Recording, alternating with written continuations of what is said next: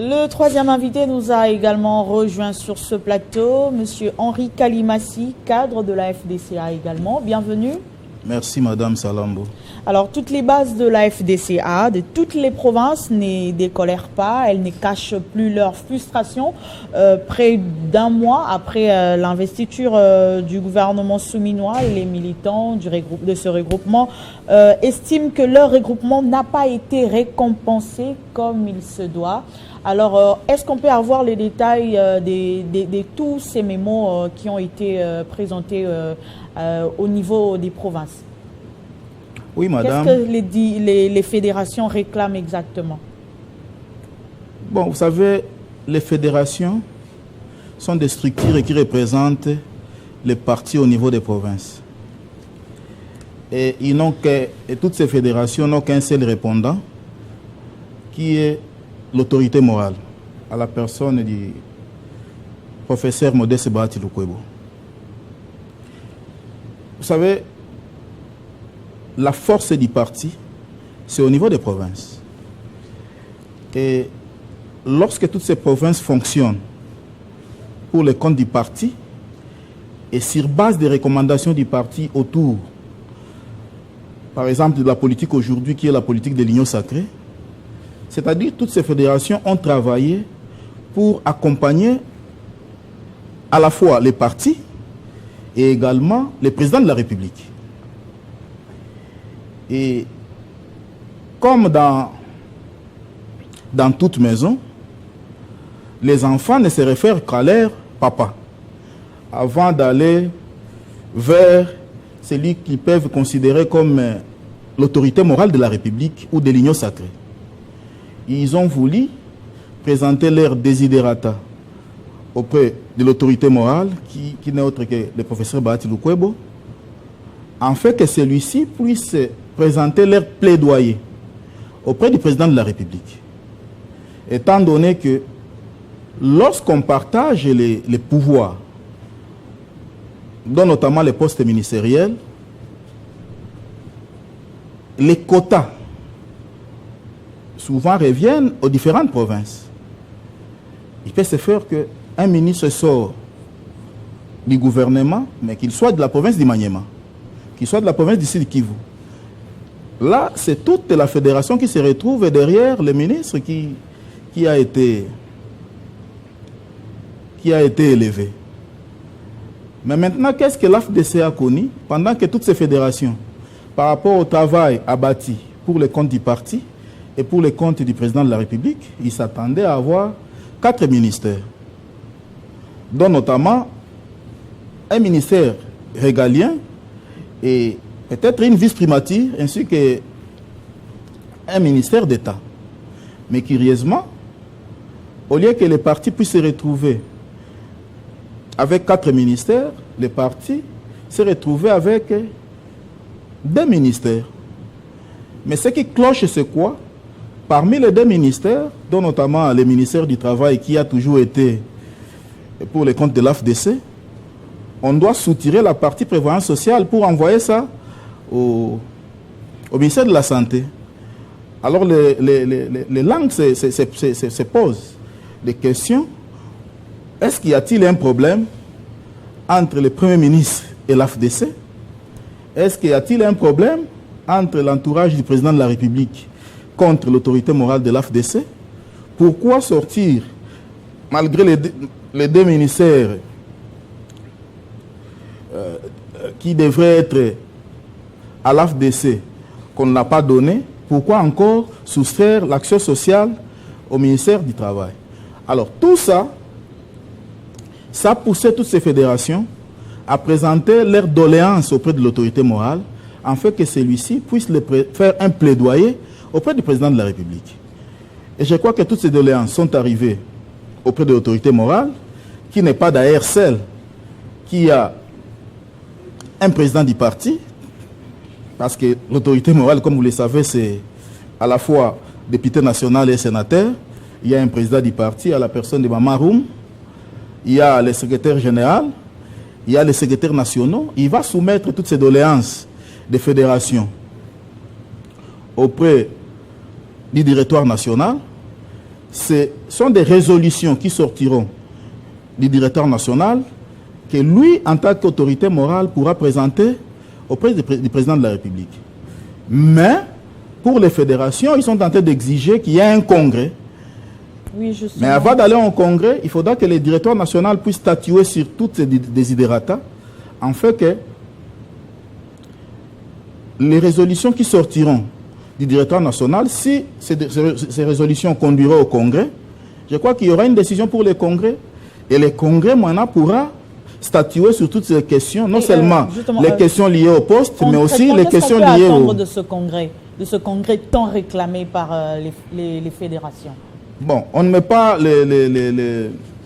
la charrue devant les bœufs.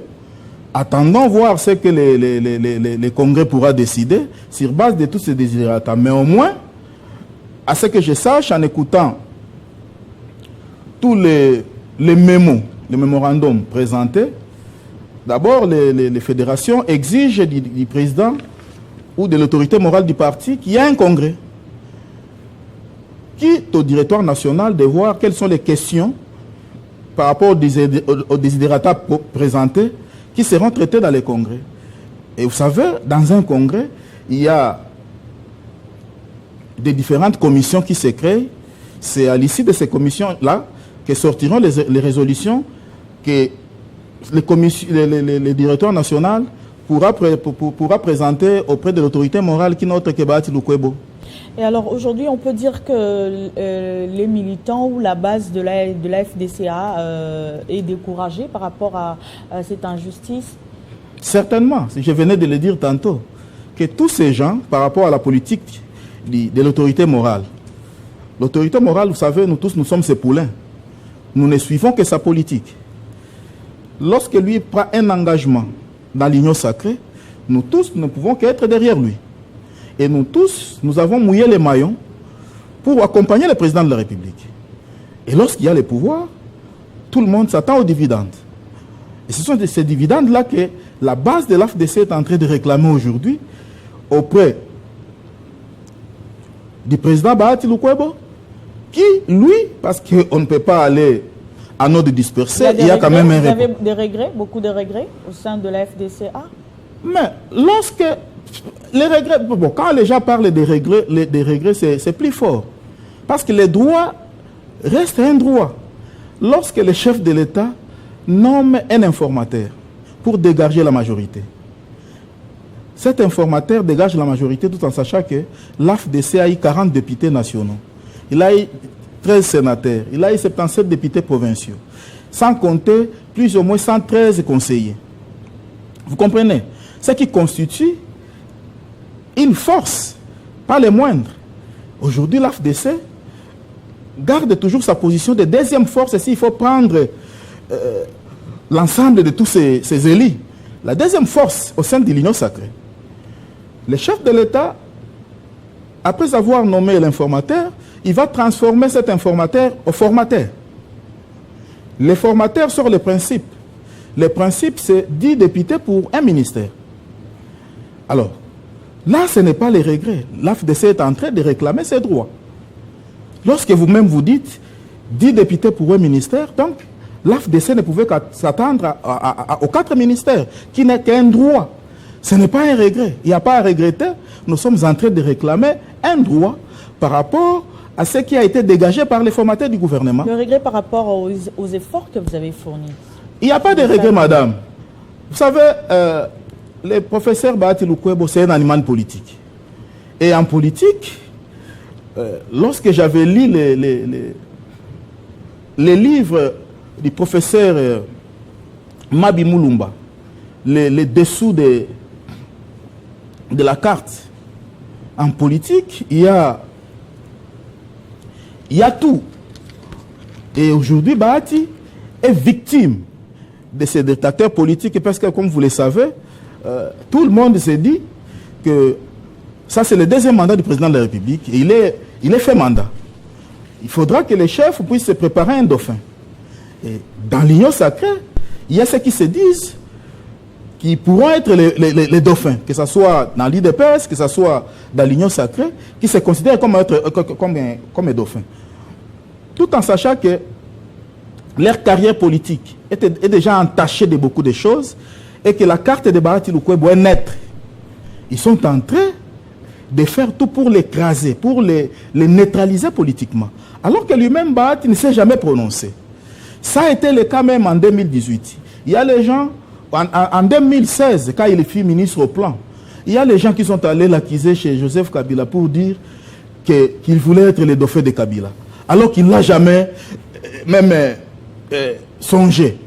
C'est le cas même aujourd'hui. Tout le monde l'accuse auprès du président de la République que Bahati voudrait être votre dauphin si vous lui donnez les moyens. En tout cas, il va faire ceci. Et tous ces gens-là, ce sont eux qui mettent les bâtons dans les roues de Bahati Lukwebo, pensant qu'il sera dauphin alors qu'il ne s'est jamais prononcé quant à ça. Voilà, peut-être c'est autour de ça que nous pouvons regretter, qu'on est en train de monter des cours de mensonges contre un innocent qui ne s'est jamais prononcé par rapport au Dauphinat à la présidentielle de 2028. Vous comprenez?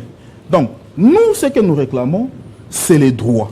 Les droits dits au principe. Principe dégagé par les formateurs du gouvernement, dont notamment un ministère voudrait, un ministère valait, disons, 10 députés. Et nous sommes dans cette fourchette-là de réclamer nos quatre ministères. Pas seulement les 4 ministères, comme nous constituons la deuxième force de la République, pourquoi pas nous donner aussi une vice-primature? Pourquoi pas nous donner aussi, parmi les ministères régaliens... Le gouvernement a été déjà formé, vous pouvez réclamer maintenant le Sénat, puisque le gouvernement est déjà formé. Bon, ça c'est... C'est votre souhait? Ça dépend. C'est un vœu? On ne peut pas... Écoutez, Bahati Lukwebo, il a déjà tout fait dans ce pays. Et il ne peut pas forcer la main du président de la République. Puisque vous êtes deuxième force politique. Mais il ne démérite pas aussi d'être président du Sénat. Si le chef de l'État, parce qu'il a déjà joué, ses rôles là au Sénat, et il a travaillé pour le compte du président de la République à ce poste-là du Sénat. Si le chef de l'État voudra encore que le président Bahati puisse l'accompagner au Sénat, on ne va pas le forcer. C'est à lui de décider. Ça va de son pouvoir discrétionnel. Vous comprenez? Mais le président Bahati Lukwebo est là pour accompagner le président de la République pour son deuxième mandat, comme il l'avait fait à son premier mandat, en dégageant cette majorité ou en l'accompagnant à mettre en place cette union sacrée qui l'accompagne aujourd'hui. Moi, je crois qu'il est toujours prêt à l'accompagner, nonobstant tous ces bâtons qu'on est en train de mettre dans les roues de l'autorité morale qui est notre professeur Bahati Lukwebo. Vous parlez des bâtons. Quelles sont vos relations avec les autres partis de l'Union sacrée de la nation? C'est eux qui vous mettent les bâtons dans les roues? Mais bien sûr, je venais de le dire tantôt. Par rapport au Dauphinat, tout le monde voudrait remplacer. Vous les avez identifiés? Bon, vous savez, en politique, madame, on ne se donne pas de cadeaux. Surtout que chaque parti politique ou regroupement politique a son projet de société. N'est-ce pas? Et là, dans l'Union sacrée, nous tous nous sommes décidés pour accompagner le président de la République. Mais chaque parti politique, lorsqu'il a été créé, il a une mission par rapport à la République. Mais aujourd'hui, la politique qui nous rassemble, c'est accompagner le président de la République pour qu'il réussisse ses 2 mandats. Voilà la mission principale qui nous intéresse. Mais par rapport à ceux qui nous combattent, nous ne savons pas indexer quelqu'un, mais nous nous disons, il y a des gens qui travaillent contre nous auprès du président de la République. C'est au président de la République d'ouvrir l'œil et les bons et de ne pas croire à tous ces gens-là qui se rappellent des fils un peu des bienfaits de Bahati Lukwebo auprès de lui et de les considérer comme leur aîné politique. Parce que, comme vous le savez, Bahati n'a pas commencé la politique aujourd'hui. Et le président de la République, on ne peut pas le considérer comme un enfant lorsqu'il est déjà président de la République. Mais par rapport à l'âge, Bahati Lukwebo, il a une expérience politique pour avoir travaillé, même avec Etienne Tshisekedi ou Amulumba, de reste mémoire. Donc, ne fût-ce que pour cet honneur-là, au lieu de les frustrer, le chef de l'État peut mettre de côté tous ces mensonges qu'on montre contre lui, n'est-ce pas, et les considérer comme son papa et l'honorer pendant ce deuxième mandat. Merci, M. Kalimassi, d'avoir également répondu à notre invitation. C'est moi qui vous remercie, madame, de m'avoir accordé ou donné cette opportunité de présenter au président de la République les desiderata des fédérations de l'AFDC auprès du président, de l'autorité morale de l'AFDC. Si il peut mordre à ce que je suis en train de dire ici, s'il me suit, en tout cas, président de la République, nous vous prions, au-delà de tout, d'honorer l'autorité morale de l'AFDC qui vous accompagne, qui vous a accompagné et qui ne cessera de vous accompagner comme votre papa, de lui donner la place qu'il faut afin qu'il termine bien sa carrière politique. Le premier fils de l'Union sacrée de la nation, c'est bien ça? Sûr, bien sûr, c'est lui qui a joué un grand rôle pour que cette union sacrée soit ce qu'elle est aujourd'hui.